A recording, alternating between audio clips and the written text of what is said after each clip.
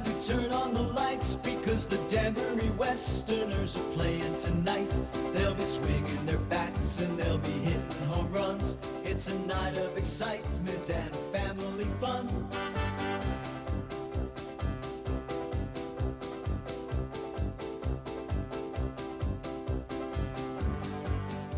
Welcome, sports fans, to another edition of Westerners Roundup. Hello, welcome to another edition of Westerner Roundup. We've had another great show this past weekend, and this week we're going to have another one. For tonight's show, we have as my guest the general manager of the Danbury Westerners, Terry Whalen, and Jack Deering, who is in charge of game operations for on the field. Gentlemen, welcome to Western Roundup. Well, thanks, Bob. Great to be here. So, Terry, how's the team look for this year? Well, it's been a long process. We started August the 1st, right after the end of the season, regular season recruiting, and we've got our team recruited. It usually takes a couple of months to get the players identified and contracts out, and by the end of October then we have the contracts back in normally. And this year was no different. So the league changed the rules because of all the activity in the preseason with the super regionals of the NCAA going so late, players reporting late. The league has given us some leeway and has raised the roster number to 30. Now that causes problems for the teams because we don't have enough host families or uniforms, right, and it's just more expensive to accommodate 30. So we try to keep it down to the traditional 28 players. So we filled the roster with the 28 players, and we have the contracts back, and we look very strong. We're strong in every position. We have great depth, great pitching, a lot of Gold Glove fielders this year. So I think we're in really good shape. We have replaced 5 players already. 2 had Tommy John surgery. 1 had a leg injury, will be out for the summer. And 2 had mandatory summer school to change majors at their university. And so they got taken off the roster, and we were quickly able to backfill those players. So we're in good shape. We have 1 player earmarked to be drafted probably, Lee Sosa, reliever, who's got under 1 ERA. And what school is he from? He's at Binghamton. Oh, Binghamton. Yeah, so he's a junior at Binghamton. So we fully expect him to get drafted. We have backup for him, though. And overall, we're in good shape. We expect a couple more roster changes between now and June the 8th, but we can handle that if it comes up. How many returning players do you have this year? Right now, we have 4 returning players. We've got, well, actually, wrote them down so I wouldn't miss, but we've got the young man, Andrew Garner, who led the league in hitting last year. Right. Hit well over 400 for most of the summer. He dropped to 384 for the season. We have a young man out of Georgia Tech who is great fielder as well as good at the bat, Chase Butler. We have a pitcher who pitched at Manhattan last year, and he's currently at the University of Tampa. His name's Brad Luxus. And Gronsky, the young man, plays on Monmouth. He's an infielder, middle infielder, great glove, pretty good bat, hits in the high 280s. And so they're just 4. The 5th player we haven't signed yet, and he's our backup in case Sosa goes down. So there are 4 coming back right now. Now, what's the process that goes through to have them come to Danbury? Well, it's kind of a long process, and it's sorting out of potential prospects. We get over 300 requests a year for players to play here, coming either directly from the players or from their coaches and scouts. And we take it back through our network of coaches, and we look at the performance of the players. We look at the possibility if they've been drafted prior when they came out of high school. So we do an evaluation of the talent level, and based on that and the coach's recommendations, and working with our team here, with Jack Deering and Jamie Shevchak and myself going over the talent level and making a selection on which players will be here. So it's a tedious process, but like I said, we've got a lot to choose from. It's just making the right decisions. There's some players that can hit the ball exceptionally well, but they don't have a position defensively. So what are you going to do with a player like that? If you're very strong and that you have an understanding player, one who knows he's not going to play every day, Right. and is willing to play and help the team, you can work those types of players in. But most of the players want to develop their game and play all summer, play as much as they can, and improve their game. So Now they play, what, 42 games in 60 days? well, it's less than 60. We start on the 8th. Right. So it's about 52 days, and they get their 42 games in, and you consider the rainouts, reschedules, and it's very seldom that they have a nice day off. So it's 42 games in 52 days, 52. And the playoffs, there's a maximum of 9 playoff games, and that starts August the 2nd. By NCAA rule, I should Right. mention that all players have to be on their way back to college by August the 15th. So no matter what you do, You have to have the season done by, so they can Right. get back to their regular colleges, right? exactly. And if you run into bad weather in August, if you don't have a buffer, Yeah. you could be in trouble. You end up playing doubleheaders every day, Right. and you can't get different venues for each game.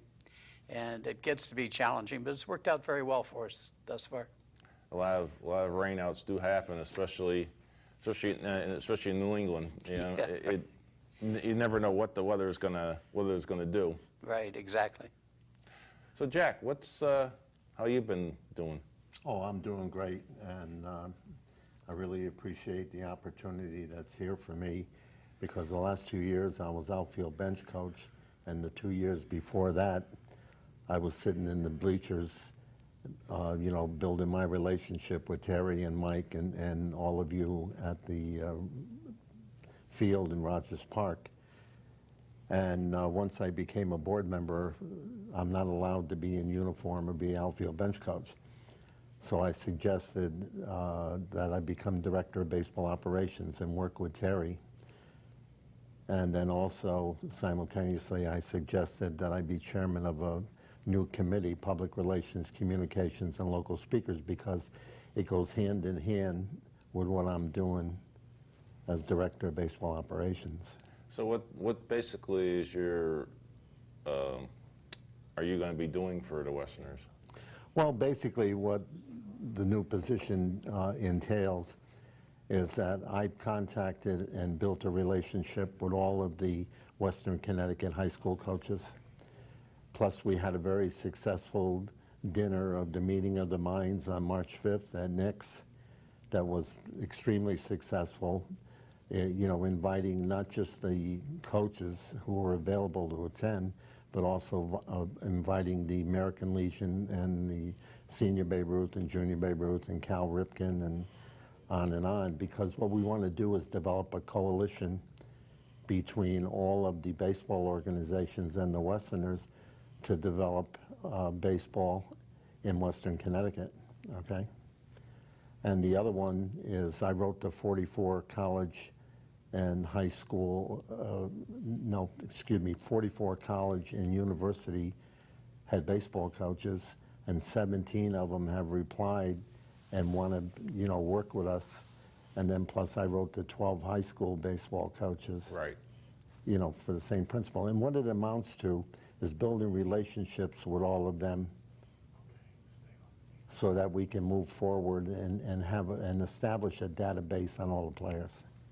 Now the Westerners don't just do baseball during the season. They do other stuff in the community as well, right? Yes, they do. Yeah, we have a couple of players, well, most of them would like to get internships if they could, or at least get a job to pay for their entertainment and their gas mileage and things like that.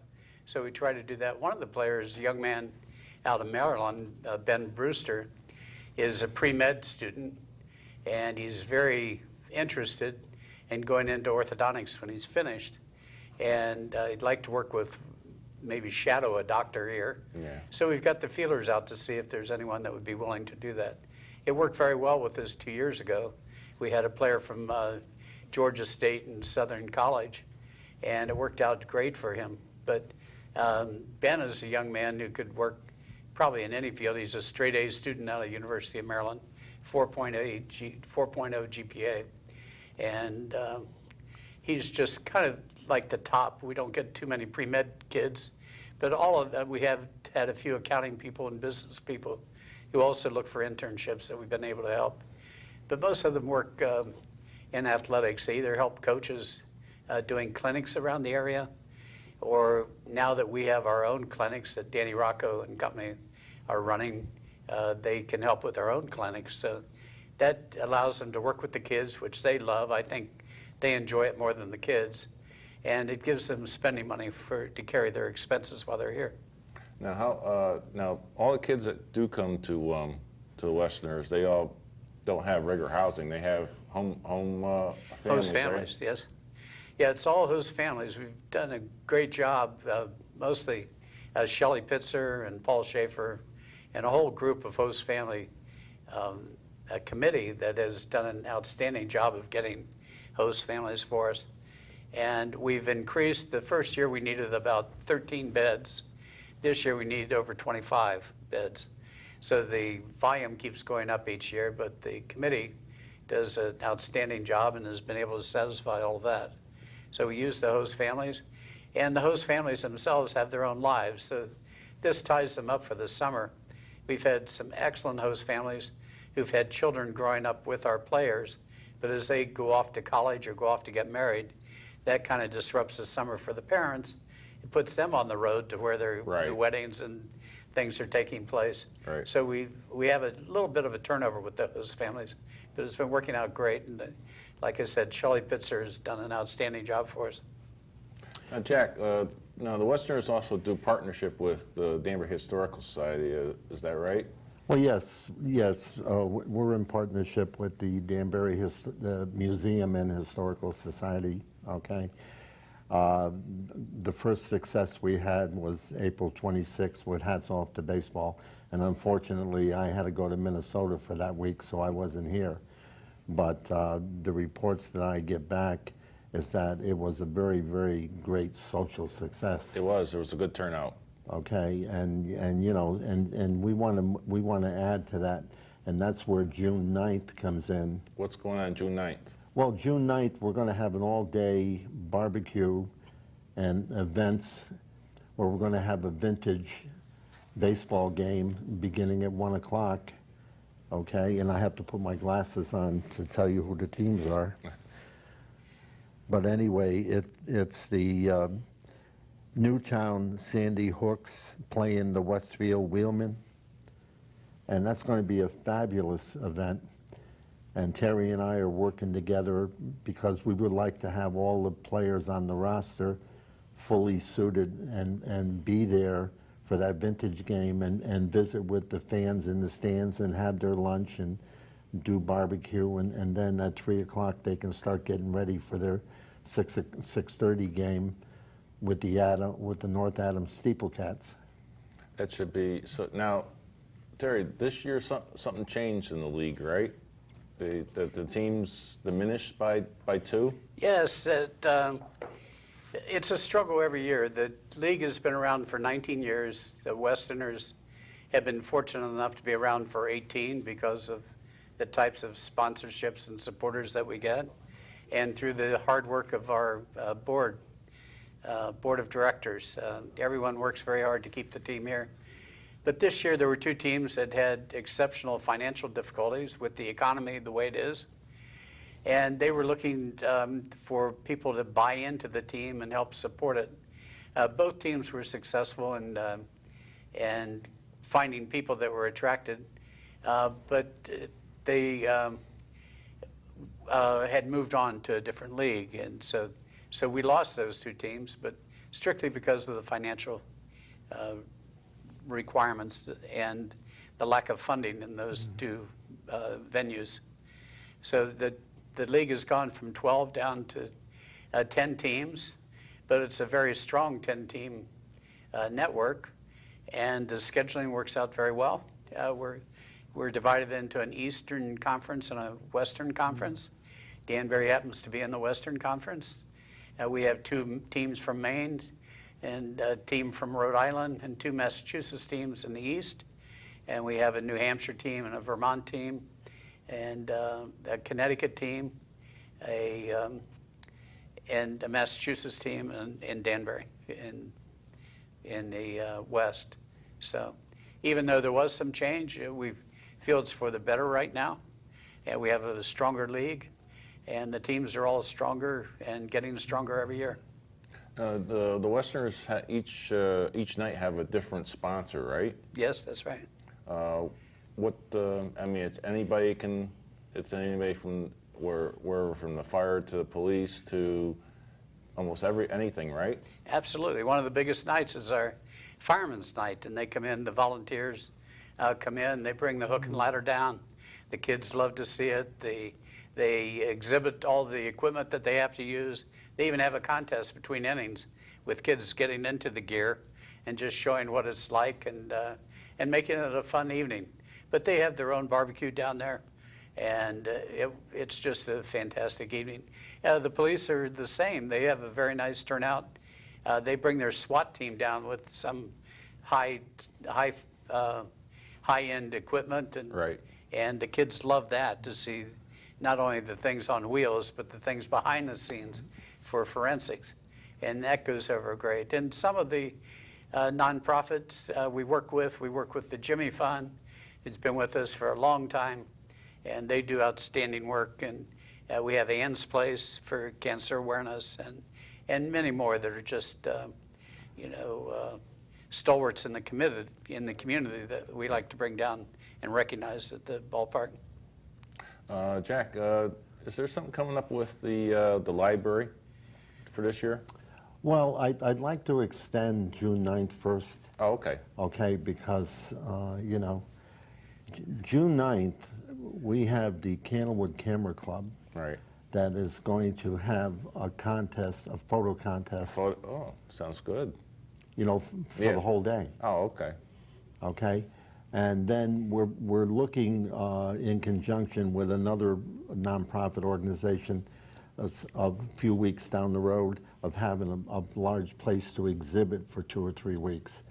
But we're having a very extended photo contest that day.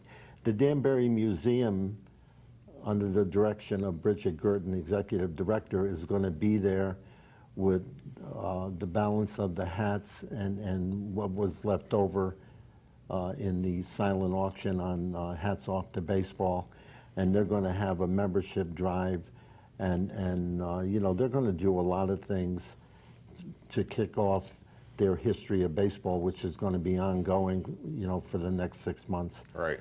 And also at the Danbury Library, starting May 31st, and going on through June 27th, we're going to have the showcase there to display, for the Westerners. But these sponsored evenings with the Westerners are critical, and I believe in them. And this is my 4th one that I'm sponsoring, because I'm sponsoring the Danbury Museum and Historical Society for that evening with the Westerners. And I encourage a lot of businessmen, and I encourage private homes, if they choose, to contact Paul Schaefer or contact any of us with the Westerners and think about sponsoring an evening with the Westerners, because it's very eventful and it's very compelling, and it's certainly worth it. Well, you do a lot with the Danbury Hospital, right? Well, I mean, I'm very involved at Danbury Hospital because of Carolyn M. Deering RN Nursing Education Fund, and as a matter of fact, that was one of the nights that I first sponsored with the Westerners, okay? And I'm going to bring that back again at an appropriate time. So, the hospital right now is constructing a 310,000 square foot tower, in addition, and so the hospital has a lot of things going, but I would hope that down the road that we can discuss things with the Danbury Hospital and get some what I call nutrition and exercise programs going, and get visitation from Westerner players during the season, and of course the Danbury Whalers players during their season. You know, so I mean everything is work in progress. Terry, there's a lot of kids, I was looking over the roster, who have, you know, like, I know there's 3 of them I seen coming from Marist, which I think Jack had some stuff to Well, I something signed them, to right. do And with that. I've been scouting them all last year and this year. And I see there's a couple other ones. There's like 3. There's like 3 coming from. Is it North Carolina? Yes, we have great representation of some of the big baseball schools, and University of North Carolina is one of them. University of Kentucky is another. University of Kentucky, both of those have been in the top 10 of the NCAA rankings most of the year. We've got Georgia Tech, who's outstanding, Virginia Tech, Maryland, Missouri, Nebraska, and then some of the elite schools like Columbia, Fordham, and Marist. So they've got, these kids are very intelligent as well as good athletes, and it really helps us to build a program. When we first started, I've been here 8 years, and starting, the objective was to get a team on the field with some coaches. Since that meager start, we've been able to build a program of sorts. So we have a coaching staff made up of Jamie Shevchuk from Keystone College. Yes, I was looking at Jamie's this past for his season. What, 35 and 0 for, and he's going on to the next. They go into the NCAAs for the pairings today, and they should go a long way. We look for them to be a #1 seed. Now, they've won that Colonial States Athletic Conference like 9 out of the last 10 years. And Jamie has been Coach of the Year 9 out of those 10 years. And he's bringing with him 2 coaches, and this will be for the 3rd year for the assistant coaches.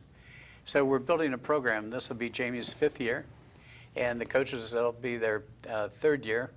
And we're building a program. We led the league in hitting last year, due partly to Coach Larry's hitting instruction.